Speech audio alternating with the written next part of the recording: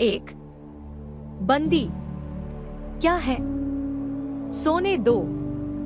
मुक्त होना चाहते हो? अभी नहीं, निद्रा खुलने पर चुप रहो, फिर अवसर न मिलेगा। बड़ा शीत है, कहीं से एक कंबल डालकर कोई शीत से मुक्त करता। आंधी की संभावना है, यही अवसर है। आज मेरे बंधन शिथिल हैं, तो क्या तुम भी बंदी हो? हाँ, धीरे बोलो। इस नाव पर केवल 10 नाविक और प्रहरी हैं। शस्त्र मिलेगा? मिल जाएगा। पोत से संबद्ध रज्जू काट सकोगे? हाँ। समुद्र में हिलोरें उठने लगी। दोनों बंदी आपस में टकराने लगे। पहले बंदी ने अपने को स्वतंत्र कर लिया, दूसरे का बंधन खोलने का प्रयत्न करने लगा। लहरों के धक्के एक दूसरे को स्पर्श से पुलकित कर रहे थे। मुक्ति की आशा, स्नेह का असंभावित आलिंगन। दोनों ही अंधकार में मुक्त हो गए। दूसरे बंदी ने हर्षातिरेक से उसको गले से लगा लिया। सहसा उस बंदी ने कहा, यह क्या? तुम स्त्री हो? क्या स्त्री होना कोई पाप है? अपने को अलग करते हुए स्त्री ने कहा। शस्त्र कहाँ है? तुम्हारा नाम?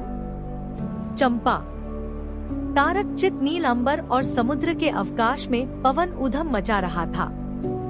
अंधकार से मिलकर पवन दुष्ट हो रहा था। समुद्र में आंदोलन था। नौका लहरों में विकल थी। स्त्री सतर्कता से लुढ़कने लगी। एक मतवाले नाविक के शरीर से टकराती हुई सावधानी से उसका कृपाण निकालकर फिर लुढ़कते हुए बंदी के समीप पहुंच गई। सहसा पोत से पथ प्रदर्शक ने चिल्लाकर कहा, आंधी। आपत्ति सूचक तूर्य बजने लगा। सब सावधान होने लगे। बंदी युवक उसी तरह पड़ा रहा। किसी ने रस्सी पकड़ी, कोई पाल खोल रहा था, पर युवक बंदी ढुलककर उस रज्जू के पास पहुंचा जो पोत से संलग्न थी। तारे ढक गए, तरंगे उद्वेलित हुई, समुद्र गर्जने लगा। भीषण आंधी पिशाचिनी के समान नाव को अपने हाथों में लेकर कंदुक क्रीड़ा और अट्टहास करने लगी। एक झटके के साथ ही नाव स्वतंत्र थी। उस संकट में भी दोनों बंदी खिलखिलाकर हंस पड़े। आंधी के हाहाकार में उसे कोई न सुन सका। 2 अनंत जलनिधि में उषा का मधुर आलोक फूट उठा। सुनहली किरणों और लहरों की कोमल सृष्टि मुस्कुराने लगी। सागर शांत था। नाविकों ने देखा, पोत का पता नहीं। बंदी मुक्त है। नायक ने कहा, बुधगुप्त, तुमको मुक्त किसने किया? कृपाण दिखाकर बुधगुप्त ने कहा, इसने। नायक ने कहा, तो तुम्हें फिर बंदी बनाऊंगा। किसके लिए? पोताध्यक्ष मणिभद्र अतल जल में होगा। नायक, अब इस नौका का स्वामी मैं हूँ। तुम? जलत्स्यु बुधगुप्त, कदापि नहीं। चौंक कर नायक ने कहा और अपना कृपाण टटोलने लगा। चंपा ने इसके पहले उस पर अधिकार कर लिया था। वह क्रोध से उछल पड़ा। तो तुम द्वंद्व युद्ध के लिए प्रस्तुत हो जाओ। जो विजयी होगा वह स्वामी होगा। इतना कहकर बुधगुप्त ने कृपाण देने का संकेत किया। चंपा ने कृपाण नायक के हाथ में दे दिया। भीषण घात प्रतिघात आरंभ हुआ। दोनों कुशल, दोनों त्वरित गति वाले थे। बड़ी निपुणता से बुधगुप्त ने अपना कृपाण दांतों से पकड़कर अपने दोनों हाथ स्वतंत्र कर लिए। चंपा भय और विस्मय से देखने लगी। नाविक प्रसन्न हो गए, परंतु बुधगुप्त ने लाघव से नायक का कृपाण वाला हाथ पकड़ लिया और विकट हुंकार से दूसरा हाथ कटी में डाल उसे गिरा दिया। दूसरे ही क्षण प्रभात की किरणों में बुधगुप्त का विजय कृपाण हाथों में चमक उठा। नायक की कातर आंखें प्राण भिक्षा मांगने लगी। बुधगुप्त ने कहा, बोलो, अब स्वीकार है कि नहीं? मैं अनुचर हूँ, वरुण देव की शपथ। मैं विश्वासघात नहीं करूँगा। बुधगुप्त ने उसे छोड़ दिया। चंपा ने युवक जलत्स्यु के समीप आकर उसके क्षतों को अपनी स्निग्ध दृष्टि और कोमल करों से वेदना विहीन कर दिया। बुद्धगुप्त के सुगठित शरीर पर रक्त बिंदु विद्युतिलक कर रहे थे। विश्राम लेकर बुद्धगुप्त ने पूछा, हम लोग कहाँ होंगे?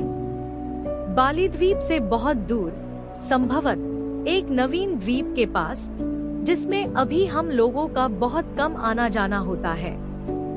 सिंहल के वणिकों का वहाँ प्राधान्य है। कितने दिनों में हम लोग वहाँ पहुँचेंगे? अनुकूल पवन मिलने पर 2 दिन में। तब तक के लिए खाद्य का अभाव न होगा।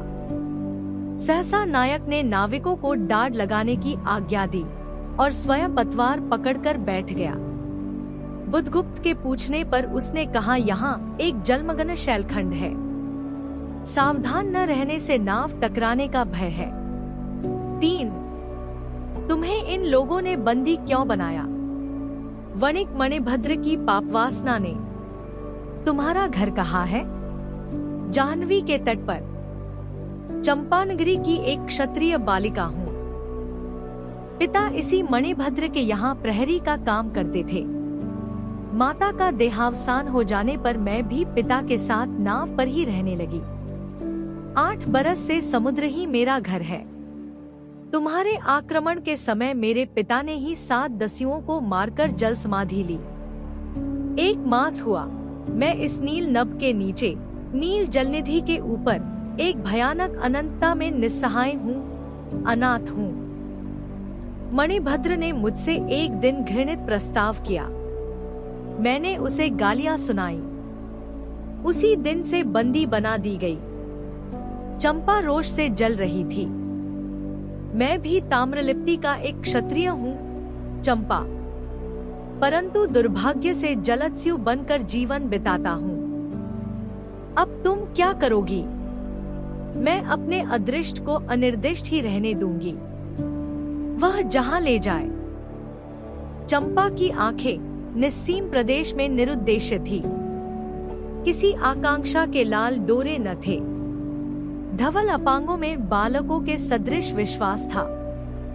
हत्या व्यवसायी दस्यु भी उसे देखकर कांप गया। उसके मन में एक संभ्रमपूर्ण श्रद्धा यौवन की पहली लहरों को जगाने लगी। समुद्रवक्ष पर विलंब में रागरंजित संध्या थिरकने लगी। चंपा के असंयत कुंतल उसकी पीठ पर बिखरे थे। दुर्दांत दस्यु ने देखा अपनी महिमा में अलौकिक एक तरुण बालिका। वह विस्मय से अपने हृदय को टटोलने लगा। उसे एक नई वस्तु का पता चला। वह थी कोमलता। उसी समय नायक ने कहा, हम लोग द्वीप के पास पहुंच गए। बेला से नाव टकराई।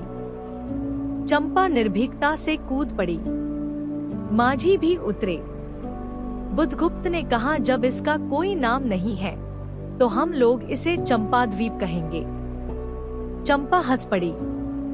4-5 बरस बाद शरद के धवल नक्षत्र नील गगन में झलमला रहे थे। चंद्र की उज्जवल विजय पर अंतरिक्ष में शरदलक्ष्मी ने आशीर्वाद के फूलों और खीलों को बिखेर दिया। चंपा के एक उच्च सौध पर बैठी हुई तरुणी चंपा दीपक जला रही थी। बड़े यत्न से अभ्रक की मंजूषा में दीप धरकर उसने अपनी सुकुमार उंगलियों से डोरी खींची। वह दीपाधार ऊपर चढ़ने लगा। भोली भोली आंखें उसे ऊपर चढ़ते बड़े हर्ष से देख रही थी। डोरी धीरे धीरे खींची गई। चंपा की कामना थी कि उसका आकाशदीप नक्षत्रों से हिलमिल जाए, किंतु वैसा होना असंभव था। उसने आशाभरी आंखें फिरा ली। सामने जलराशि का रजत श्रृंगार था। वरुण बालिकाओं के लिए लहरों से हीरे और नीलम की क्रीड़ा शैलमालाएं बन रही थी और वे मायाविनी छलनाएं अपनी हंसी का कलनाद छोड़कर छिप जाती थी। दूर दूर से धीवरों का वंशी झनकार उनके संगीत सा मुखरित होता था। चंपा ने देखा कि तरल संकुल जलराशि में उसके कंडील का प्रतिबिंब अस्तव्यस्त था। वह अपनी पूर्णता के लिए सैकड़ों चक्कर काटता था। वह अनमनी होकर उठ खड़ी हुई। किसी को पास न देखकर पुकारा, जया। एक श्यामा युवती सामने आकर खड़ी हुई। वह जंगली थी। नील नभोमंडल से मुख में शुद्ध नक्षत्रों की पंक्ति के समान उसके दांत हंसते ही रहते। वह चंपा को रानी कहती। बुधगुप्त की आज्ञा थी। महानाविक कब तक आवेंगे, बाहर पूछो तो। चंपा ने कहा। जया चली गई। दूरागत पवन चंपा के अंचल में विश्राम लेना चाहता था। उसके हृदय में गुदगुदी हो रही थी। आज न जाने क्यों वह बेसुध थी। वह दीर्घकाल दृढ़ पुरुष ने उसकी पीठ पर हाथ रख चमत्कृत कर दिया। उसने फिरकर कहा, बुधगुप्त, बावली हो क्या? यहाँ बैठी हुई अभी तक दीप जला रही हो। तुम्हें यह काम करना है? क्षीरनिधिशायी अनंत की प्रसन्नता के लिए क्या दासियों से आकाशदीप जलवाऊं? हंसी आती है। तुम किसको दीप जलाकर पथ दिखलाना चाहती हो? उसको जिसको तुमने भगवान मान लिया है। हाँ, वह भी कभी भटकते हैं, भूलते हैं, नहीं तो बुधगुप्त को इतना ऐश्वर्य क्यों देते? तो बुरा क्या हुआ? इस द्वीप की अधीश्वरी चंपा रानी, मुझे इस बंदी गृह से मुक्त करो। अब तो बाली, जावा और सुमात्रा का वाणिज्य केवल तुम्हारे ही अधिकार में है महानाविक। परंतु मुझे उन दिनों की स्मृति सुहावनी लगती है जब तुम्हारे पास एक ही नाव थी और चंपा के उपकूल में पन्य लाद कर हम लोग सुखी जीवन बिताते थे। इस जल में अगणित बार हम लोगों की तरी आलोकमय प्रभात में तारिकाओं की मधुर ज्योति में थिरकती थी। बुधगुप्त, उस विजन अनंत में जब माझी सो जाते थे, दीपक बुझ जाते थे, हम तुम परिश्रम से थककर पालों में शरीर लपेटकर एक दूसरे का मुंह क्यों देखते थे?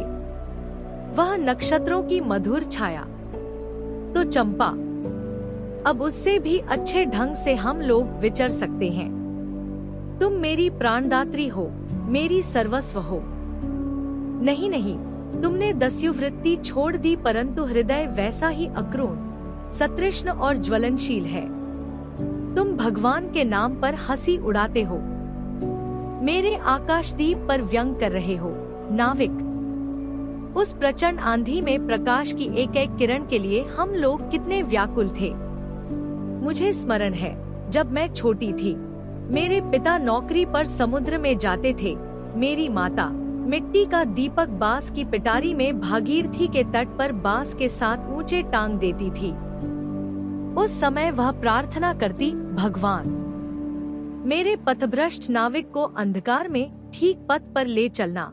और जब मेरे पिता बरसों पर लौटते तो कहते, साध्वी, तेरी प्रार्थना से भगवान ने संकटों में मेरी रक्षा की है। वह गदगद हो जाती। मेरी माँ, आह नाविक, यह उसी की पुण्य स्मृति है। मेरे पिता, वीर पिता की मृत्यु के निष्ठुर कारण जलदस्यु, हट जाओ। सहसा चंपा का मुख क्रोध से भीषण होकर रंग बदलने लगा। महानाविक ने कभी यह रूप न देखा था। वह ठठाकर हंस पड़ा।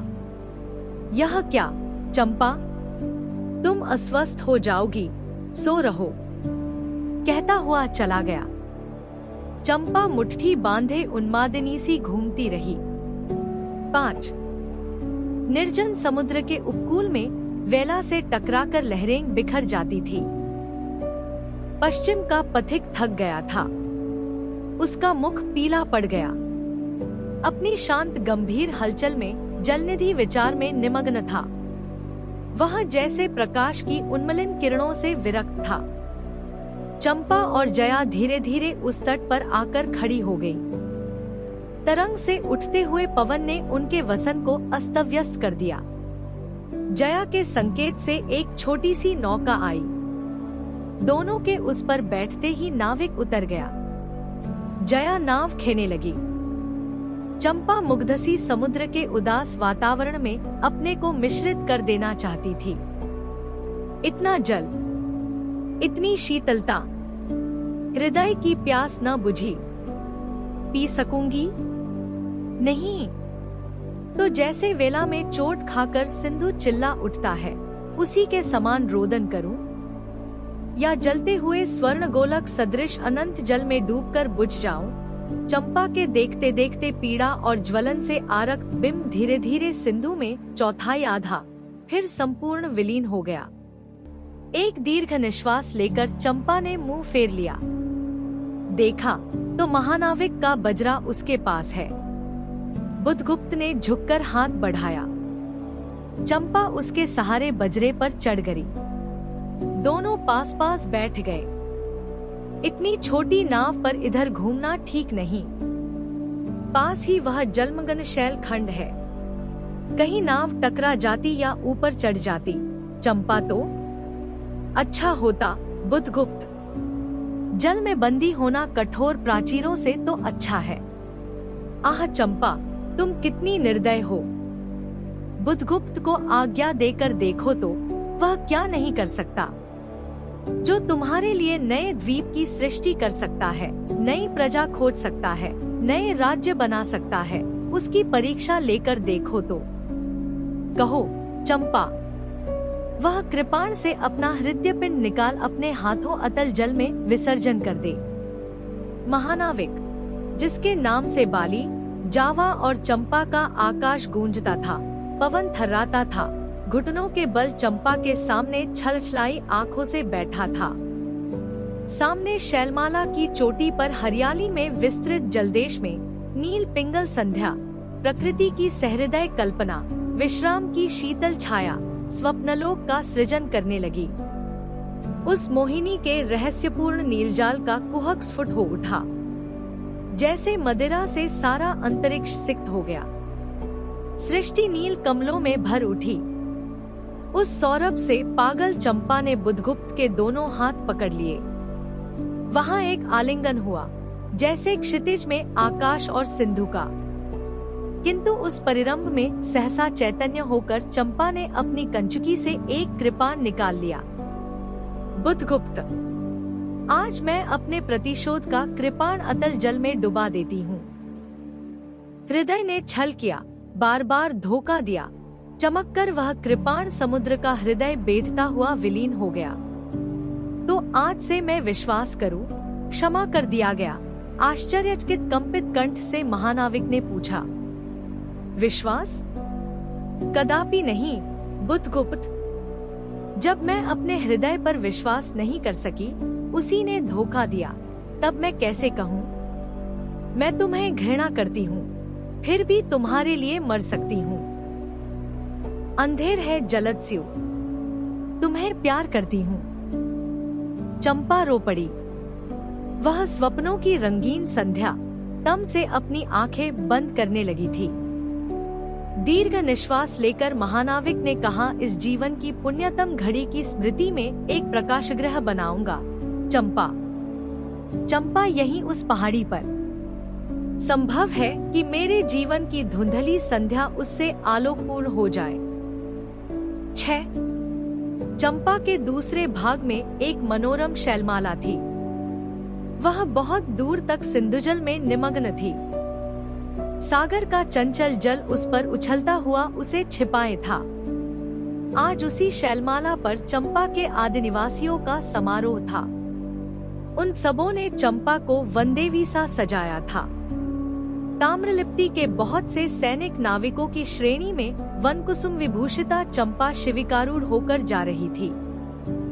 शैल के एक ऊंचे शिखर पर चंपा के नाविकों को सावधान करने के लिए सुदृढ़ दीपस्तंभ बनवाया गया था। आज उसी का महोत्सव है। बुधगुप्त स्तंभ के द्वार पर खड़ा था। शिविका से सहायता देकर चंपा को उसने उतारा। दोनों ने भीतर पदार्पण किया था कि बांसुरी और ढोल बजने लगे। पंक्तियों में कुसुमभूषण से सजी वनबालाएं फूल उछालती हुई नाचने लगी। दीपस्तंभ की ऊपरी खिड़की से यह देखती हुई चंपा ने जया से पूछा, यह क्या है जया? इतनी बालिकाएं कहाँ से बटोर लाईं? आज रानी का ब्याह है न? कहकर जया ने हंस दिया। बुधगुप्त विस्तृत जलनिधि की ओर देख रहा था। उसे झकझोर कर चंपा ने पूछा, क्या यह सच है? यदि तुम्हारी इच्छा हो तो यह सच भी हो सकता है चंपा। कितने वर्षों से मैं ज्वालामुखी को अपनी छाती में दबाए हूँ। चुप रहो महानाविक। क्या मुझे निस्सहाय और कंगाल जानकर तुमने आज सब प्रतिशोध लेना चाहा? मैं तुम्हारे पिता का घातक नहीं हूँ चंपा। वह एक दूसरे दस्यु के शस्त्र से मरे, मैं इसका विश्वास कर सकती। बुद्धगुप्त, वह दिन कितना सुंदर होता, वह क्षण कितना स्पृहणीय। तुम इस निष्ठुरता में भी कितने महान होते। जया नीचे चली गई थी। स्तंभ के संकीर्ण प्रकोष्ठ में बुद्धगुप्त और चंपा एकांत में एक दूसरे के सामने बैठे थे। बुद्धगुप्त ने चंपा के पैर पकड़ लिए। उच्छ्वसित शब्दों में वह कहने लगा, चंपा, हम लोग जन्मभूमि भारतवर्ष से कितनी दूर इन निरीह प्राणियों में इंद्र और शची के समान पूजित है। पर न जाने कौन अभिशाप हम लोगों को अभी तक अलग किए है। स्मरण होता है वह दार्शनिकों का देश, वह महिमा की प्रतिमा। मुझे वह स्मृति नित्य आकर्षित करती है, परंतु मैं क्यों नहीं जाता? जानती हो, इतना महत्व प्राप्त करने पर भी मैं कंगाल हूँ। मेरा पत्थर सा हृदय एक दिन सहसा तुम्हारे स्पर्श से चंद्रकांतमणि की तरह द्रवित हुआ। चंपा, मैं ईश्वर को नहीं मानता, मैं पाप को नहीं मानता, मैं दया को नहीं समझ सकता, मैं उस लोक में विश्वास नहीं करता। पर मुझे अपने हृदय के एक दुर्बल अंश पर श्रद्धा हो चली है। तुम न जाने कैसे एक बहकी हुई तारिका के समान मेरे शून्य में उदित हो गई हो। आलोक की एक कोमल रेखा इस निविड़तम में मुस्कुराने लगी। पशुबल और धन के उपासक के मन में किसी शांत और एकांत कामना की हंसी खिलखिलाने लगी, पर मैं न हंस सका। चलोगी चंपा? पोतवाहिनी पर असंख्य धनराशि लादकर राजरानी सी जन्मभूमि के अंक में आज हमारा परिणय हो, कल ही हम लोग भारत के लिए प्रस्थान करें। महानाविक बुद्धगुप्त की आज्ञा सिंधु की लहरें मानती है। वे स्वयं उस पोतपुंज को दक्षिण पवन के समान भारत में पहुंचा देंगी। आह चंपा, चलो। चंपा ने उसके हाथ पकड़ लिए। किसी आकस्मिक झटके ने एक पल भर के लिए दोनों के अधरों को मिला दिया। सहसा चैतन्य होकर चंपा ने कहा, बुद्धगुप्त, मेरे लिए सब भूमि मिट्टी है, सब जल तरल है, सब पवन शीतल है। कोई विशेष आकांक्षा हृदय में अग्नि के समान प्रज्वलित नहीं। सब मिलाकर मेरे लिए एक शून्य है। प्रिय नाविक, तुम स्वदेश लौट जाओ विभुओं का सुख भोगने के लिए, और मुझे छोड़ दो इन निरीह भोले भाले प्राणियों के दुख की सहानुभूति और सेवा के लिए। तब मैं अवश्य चला जाऊंगा चंपा। यहाँ रहकर मैं अपने हृदय पर अधिकार रख सकूं, इसमें संदेह है। उन लहरों में मेरा विनाश हो जाए। महानाविक के उच्छ्वास में विकलता थी।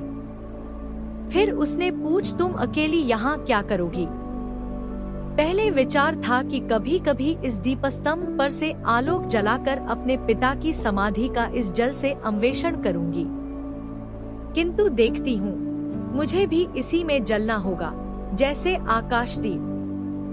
7 एक दिन स्वर्ण रहस्य के प्रभात में चंपा ने अपने दीपस्तंभ पर से देखा, सामुद्रिक नावों की एक श्रेणी चंपा का उपकूल छोड़कर पश्चिमोत्तर की ओर महाजलव्याल के समान संतरण कर रही है। उसकी आंखों से आंसू बहने लगे। यह कितनी ही शताब्दियों पहले की कथा है। चंपा आजीवन उस दीपस्तंभ में आलोक जलाती रही, किंतु उसके बाद भी बहुत दिन दीप निवासी उस मायामता और स्नेह सेवा की देवी की समाधि सदृश पूजा करते थे। एक दिन काल के कठोर हाथों ने उसे भी अपनी चंचलता से गिरा दिया। स्रोत पुस्तक प्रतिनिधि कहानियाँ, पृष्ठ 22, रचनाकार जयशंकर प्रसाद, प्रकाशन राजकमल प्रकाशन।